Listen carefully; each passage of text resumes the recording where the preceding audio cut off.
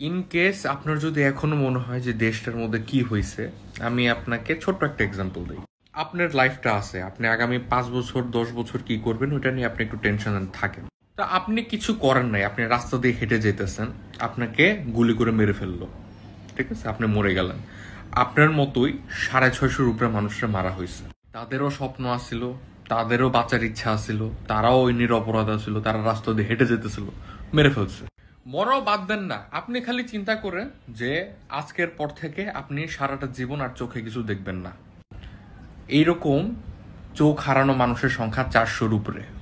আপনার মতোই মানুষ হাজার হাজার জাস্ট হাত পা কেটে ফেলে দিতে হয়েছে। আবার এটা যদি আপনি নাও ধরেন, আপনি কিছু করেন নাই, আপনি জাস্ট ফেসবুকে একটা পোস্ট দিয়েছিলেন, ওইটার কারণে 1 ঘন্টার মাথায় পুলিশ আপনার বাসায় আসছিল, আপনাকে ধরে নিয়ে গেছে। কোনো অ্যারেস্ট ওয়ারেন্ট আসছিল না, কিছু না, আপনাকে ধরে নিয়ে গেছে।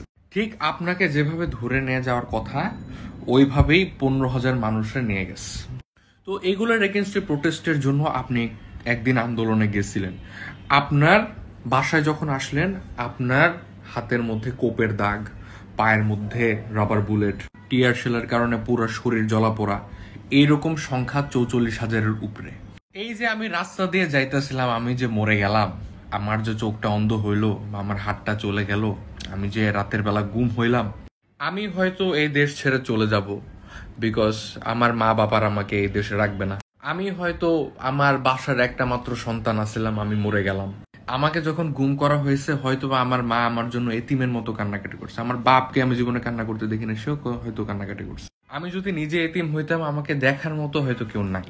জুলাই মাসে আমাদের এমনই এক জীবন গেছে, ভুলে তো আর যাওয়া যায় না।